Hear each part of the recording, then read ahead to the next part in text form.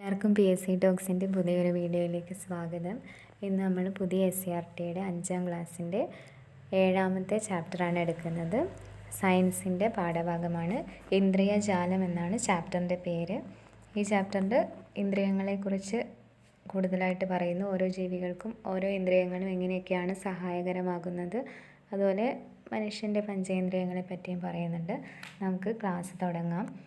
ജീവികളും പ്രത്യേക കഴിവുകളുമാണ് ഈ ബോക്സിൽ കൊടുത്തിരിക്കുന്നത്. അതിൽ ജീവി അവയവം പ്രത്യേക കഴിവ്.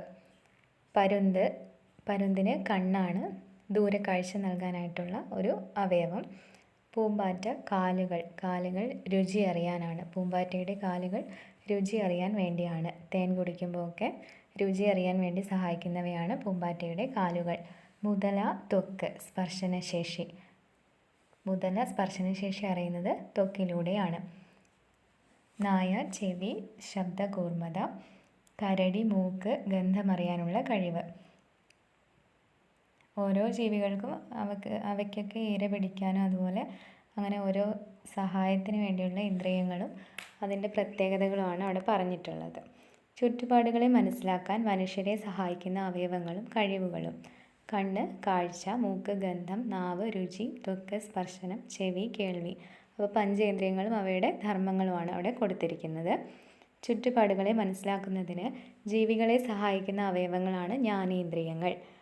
കണ്ണ്, ചെവി, മൂക്ക്, നാക്ക്, ത്വക്ക് എന്നിവയാണ് മനുഷ്യരുടെ ജ്ഞാനേന്ദ്രിയങ്ങൾ. മനുഷ്യരുടെ ജ്ഞാനേന്ദ്രിയങ്ങൾ പഞ്ചേന്ദ്രിയങ്ങൾ എന്ന് അറിയപ്പെടുന്നു. തലയുടെ മുൻവശത്ത് കണ്ണുകളുള്ള ജീവികളാണ് മനുഷ്യൻ, പൂച്ച, കടുവ, മൂങ്ങ. അപ്പോൾ മുൻവശത്ത് കണ്ണുകളുള്ള ജീവികളുണ്ട്, അതുപോലെ തലയുടെ 2 സൈഡിലുമായിട്ട് കണ്ണുകളുള്ള ജീവികളുണ്ട്. അപ്പോൾ മുൻവശത്ത് ഉള്ളവയാണ് മനുഷ്യൻ, പൂച്ച, കടുവ, മൂങ്ങ. തലയുടെ മുൻവശത്ത് കണ്ണുകളുള്ള ജീവികൾക്ക് വസ്തുവിൻ്റെ സ്ഥാനവും അകലവും കൃത്യമായി തിരിച്ചറിയാൻ കഴിയുന്നു. അപ്പോൾ അങ്ങനെ ഒരു പ്രത്യേകത ആ ജീവികൾക്കുണ്ട്. കടുവ, സിംഹം തുടങ്ങി തലയുടെ മുൻവശത്ത് കണ്ണുകളുള്ള ജീവികൾക്ക് ഈ പ്രത്യേകത അവയെ ഇരപിടിക്കാൻ സഹായിക്കുന്നു. തലയുടെ വശങ്ങളിൽ കണ്ണുകളുള്ള ജീവികളാണ് കോഴി, താറാവ്, മാന്, മുയൽ.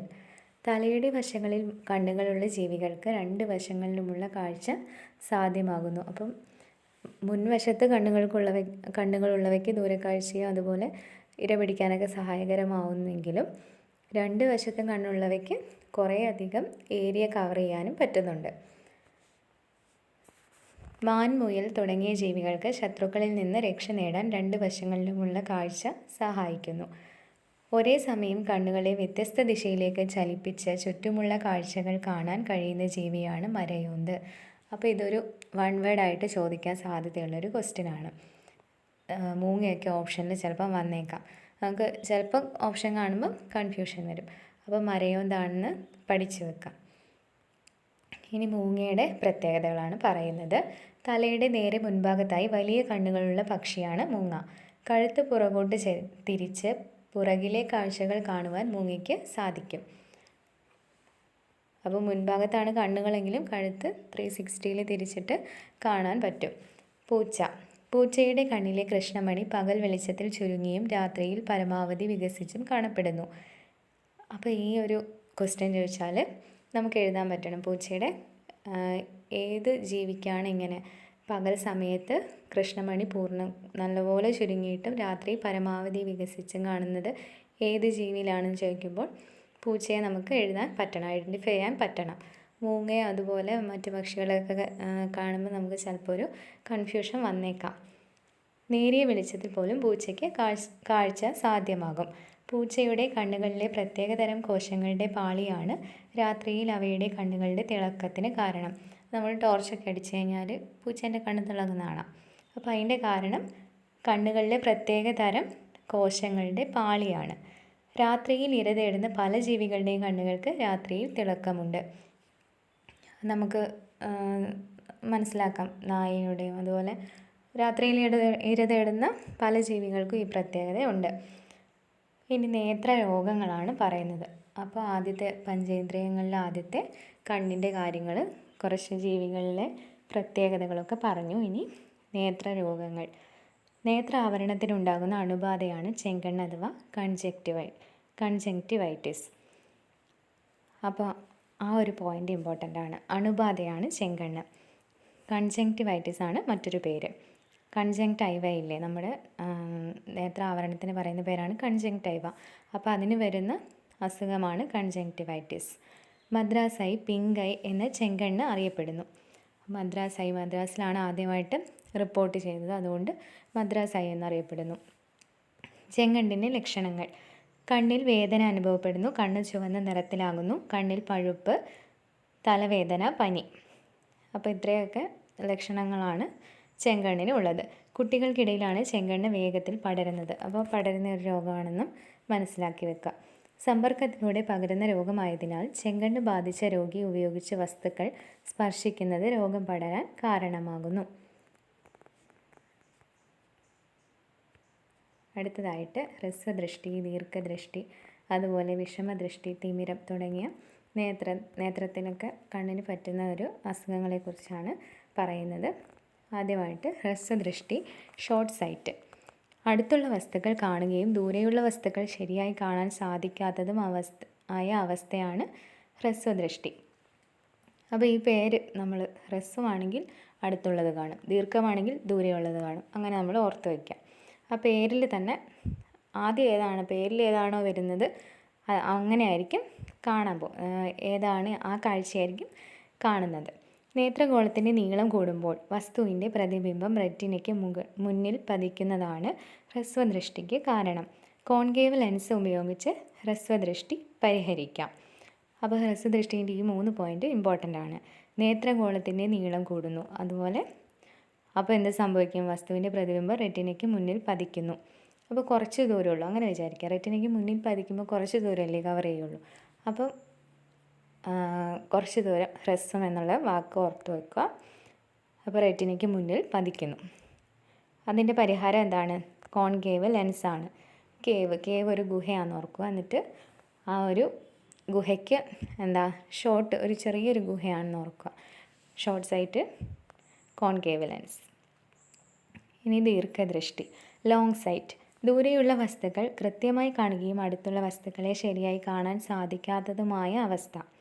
നേത്രഗോളത്തിൻ്റെ നീളം കുറയുന്നത് മൂലം പ്രതിബിംബം റെറ്റിനയുടെ പിന്നിൽ പതിക്കുമ്പോഴാണ് ദീർഘദൃഷ്ടി ഉണ്ടാകുന്നത്.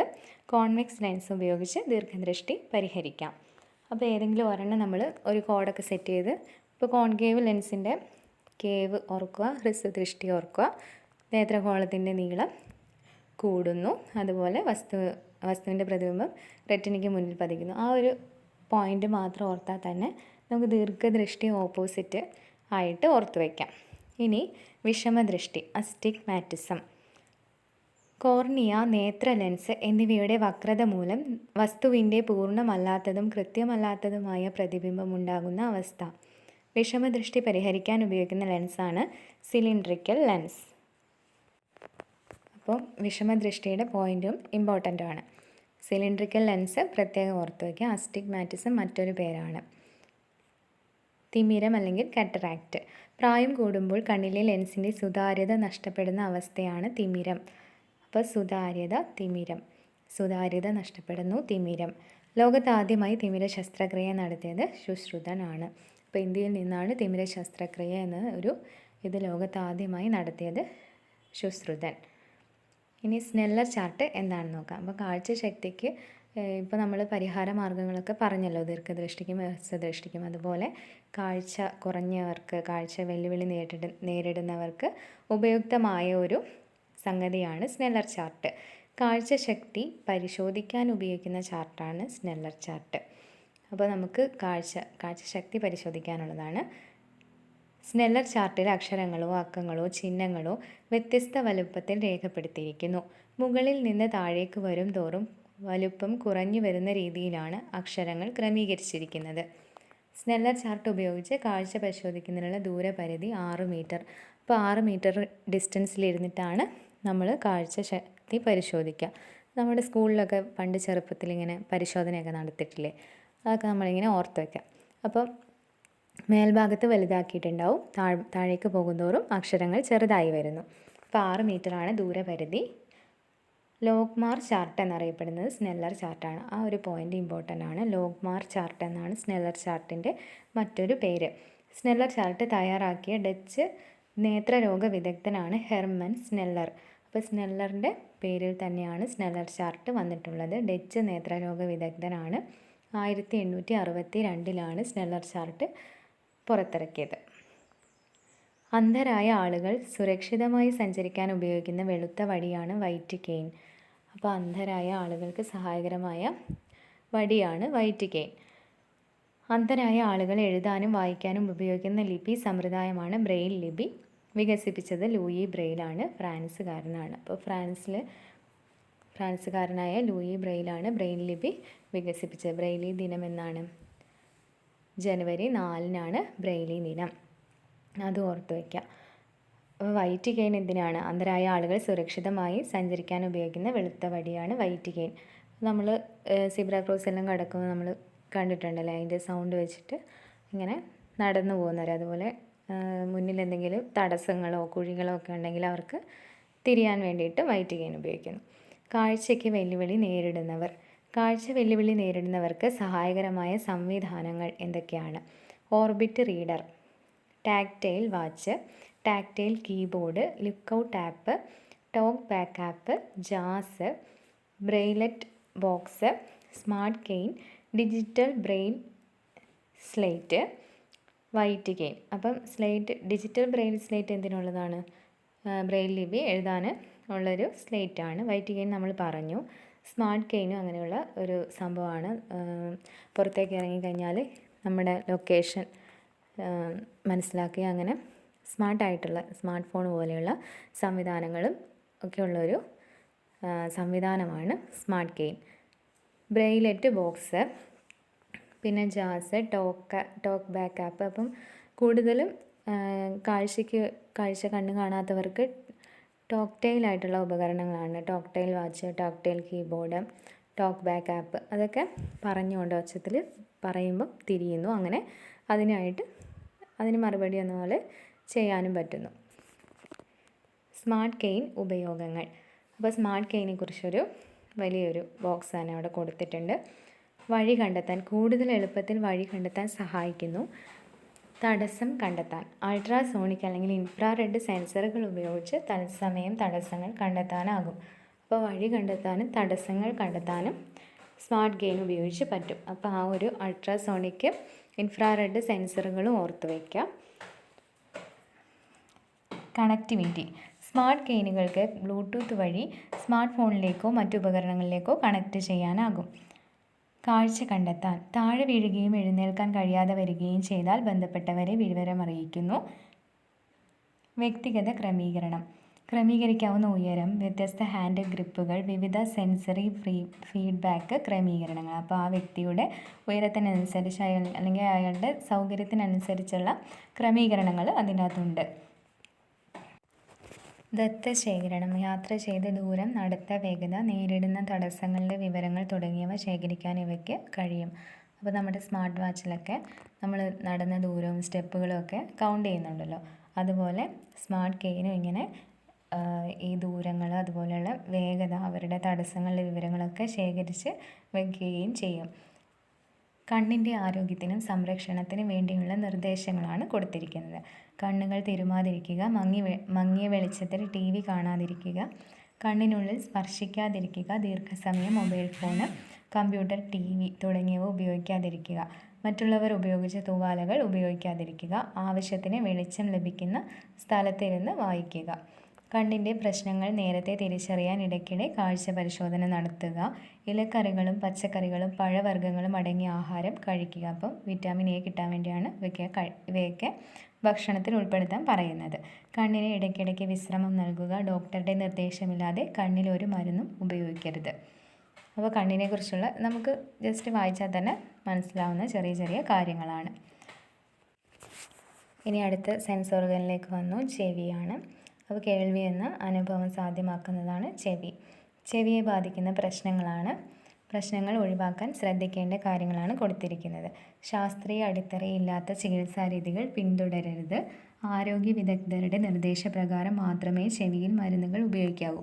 അപ്പോൾ കണ്ണിന് ഒഴിക്കുന്ന പോലെ തന്നെ ചെവിക്കും നമ്മളങ്ങനെ മരുന്നുകൾ ഡോക്ടറുടെ നിർദ്ദേശപ്രകാരം അല്ലാതെ ഒന്നും തന്നെ ഉപയോഗിക്കാൻ പാടില്ല. സ്വയം ചികിത്സ ചെയ്യരുത്. ചെവിക്കുള്ളിൽ വെള്ളം കയറുന്നത് ചെവിയിൽ അണുബാധ ഉണ്ടാക്കും. പെൻസിൽ, പേന, തീപ്പെട്ടിക്കൊള്ളി, സേഫ്റ്റി പിൻ തുടങ്ങിയവ ഒരു വസ്തുവും ചെവിയിൽ ഇടരുത്. അശുദ്ധമായ വെള്ളത്തിൽ നീന്തി കുളിക്കരുത്. ചെവിയിൽ ഉപ്പുവെള്ളം, എണ്ണ തുടങ്ങിയ ഒരു ദ്രാവകങ്ങളും ഒഴിക്കരുത്. ചെവിക്ക് മുകളിൽ അടിക്കരുത്. അപ്പോൾ ഇത്രയും കാര്യങ്ങൾ ചെവിയുടെ ആരോഗ്യത്തിന് ശ്രദ്ധിക്കേണ്ടവയാണ്. കേൾവിക്കുറവ് പരിഹരിക്കുന്നതിനുള്ള ഉപകരണങ്ങളാണ് ശ്രവണ സഹായികൾ. അപ്പോൾ ഹിയറിംഗ് എയ്ഡ്സ് ആണ് കേൾവിക്കുറവ് പരിഹരിക്കാനുള്ള ഉപകരണങ്ങൾ. ശബ്ദത്തിൻ്റെ ഉച്ചത കൂട്ടുവാനും വ്യക്തത വരുത്തുവാനും പ്രത്യേക സംവിധാനങ്ങളുള്ള വിവിധ തരം ശ്രവണ സഹായികൾ നിലവിലുണ്ട്. ജന്മനായുള്ള കേൾവി തകരാറുകൾ പരിഹരിക്കാനുള്ള മാർഗം കോക്ലിയർ ഇംപ്ലാന്റ് ശസ്ത്രക്രിയയാണ്. അപ്പോൾ നമുക്ക് ചെവി കേൾക്കാൻ സഹായിക്കുന്ന ഒരു ഭാഗമാണ് കോക്ലിയ. അപ്പോൾ അതിൻ്റെ ശസ്ത്രക്രിയയാണ് ജന്മനാ ഉള്ള കേൾവി തകരാറുകൾ പരിഹരിക്കാൻ വേണ്ടിയുള്ള മാർഗം. ചെവിക്കുള്ളിലെ കോക്ലിയ മാറ്റിവെക്കുന്ന ശസ്ത്രക്രിയയാണ് കോക്ലിയർ ഇംപ്ലാന്റ് ശസ്ത്രക്രിയ. അടുത്ത ജ്ഞാനേന്ദ്രിയത്തിൻ്റെ മൂക്കിൻ്റെത് ഗന്ധമാണ്. അപ്പോൾ അതിനെക്കുറിച്ചുള്ള കാര്യങ്ങളാണ് അടുത്തതായിട്ട് പറയുന്നത്. ജലദോഷം വരുമ്പോൾ മണം അറിയാതിരിക്കാനുള്ള കാരണം. മൂക്കിനുള്ളിൽ ഉൽപ്പാദിപ്പിക്കപ്പെടുന്ന ഒരു സ്രവം മൂക്കിനുള്ളിൽ എപ്പോഴും ഈർപ്പം നിലനിർത്തുന്നു. മൂക്കിലെത്തുന്ന പൊടിപടലങ്ങളും രോഗാണുക്കളും നീക്കം ചെയ്യലാണ് മൂക്കിനുള്ളിലെ സ്രവത്തിൻ്റെ ധർമ്മം. വൈറസ് ബാധയുണ്ടാകുമ്പോൾ മൂക്കിനുള്ളിലെ സ്രവം കൂടുതൽ ഉൽപ്പാദിപ്പിക്കപ്പെടുന്ന അവസ്ഥയാണ് ജലദോഷം. അപ്പോൾ വൈറസിനെ പുറന്തള്ളാൻ വേണ്ടിയാണ് അങ്ങനെ കൂടുതലായിട്ടും സ്രവം ഉൽപ്പാദിപ്പിക്കപ്പെടുന്നത്. കൂടുതൽ സ്രവം ഉണ്ടാകുമ്പോൾ മണമറിയാൻ സഹായിക്കുന്ന കോശങ്ങളിലേക്ക് ഗന്ധകണികകൾ എത്താത്തത് കൊണ്ടാണ് മണമറിയാൻ സാധിക്കാത്തത്. മൂക്കിൻ്റെ സംരക്ഷണത്തിനായി ശ്രദ്ധിക്കേണ്ട വസ്തുതകൾ.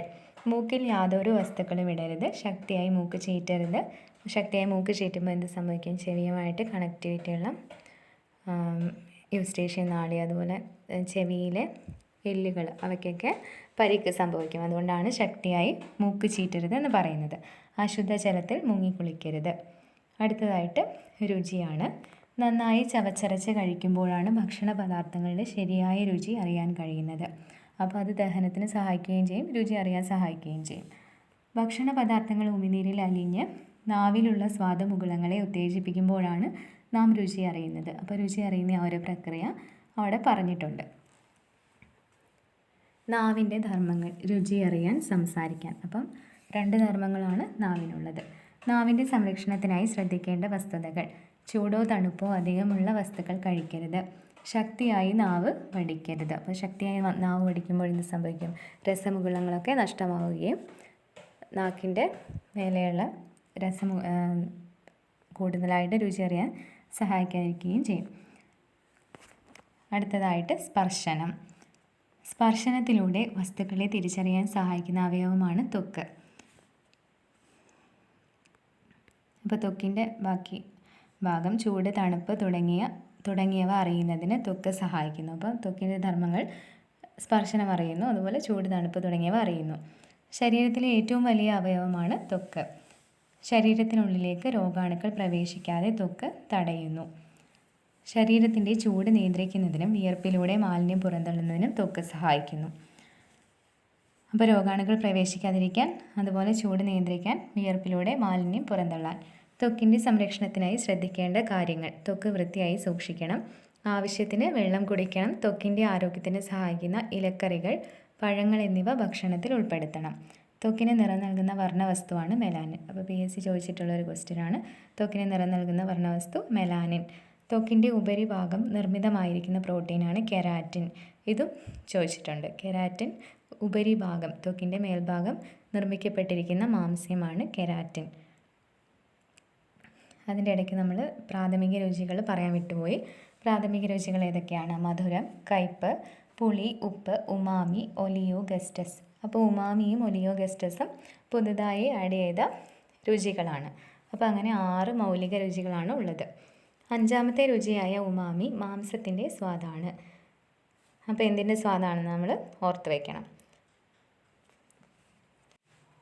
അപ്പോൾ ഉമാമിയുടെ അർത്ഥം എന്താണ്? സന്തോഷകരമായ, സ്വാദുള്ള എന്ന അർത്ഥം വരുന്ന ജാപ്പനീസ് പദമാണ് ഉമാമി. അപ്പം ജപ്പാൻ ഭാഷയാണ്. ഇത് ഓർത്ത് വയ്ക്കണം. സന്തോഷകരമായ, സ്വാദുള്ള എന്നാണ് ആ ഉമാമിയുടെ മീനിങ്. 6ാമത്തെ രുചിയായ ഒലിയോ ഗസ്റ്റസ് എന്ന വാക്കിന് പുളിപ്പിൻ്റെ രുചി എന്നാണ് അർത്ഥം. അപ്പം ഒലിയോ ഗസ്റ്റസ് അത് ഓർത്ത് വയ്ക്കുക. ഒലിയോ ഗസ്റ്റസിൻ്റെ അർത്ഥം പുളിപ്പിൻ്റെ രുചി.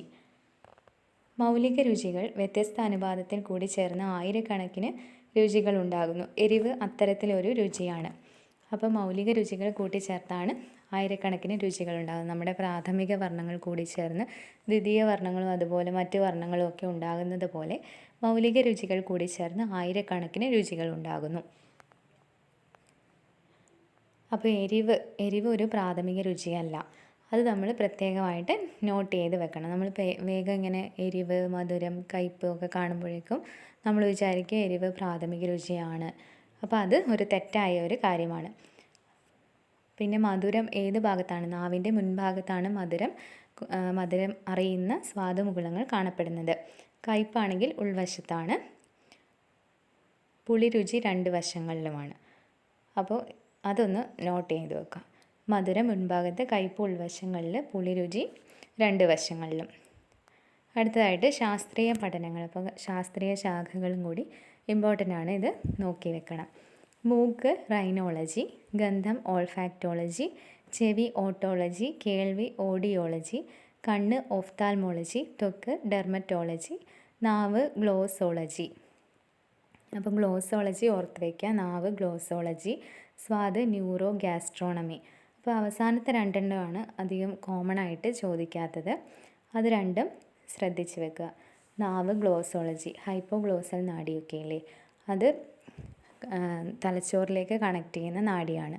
അപ്പോൾ അത് രുചി അറിയാനുള്ള സംവേദങ്ങൾ പുറപ്പെടുവിക്കുന്നതാണ് ഹൈപ്പോഗ്ലോസൽ നാഡി. അപ്പോൾ ആ ഒരു കൺസെപ്റ്റ് വെച്ചിട്ട് ഗ്ലോസോളജി നാവിനാണെന്ന് നമ്മൾ ഓർത്ത് വെക്കണം.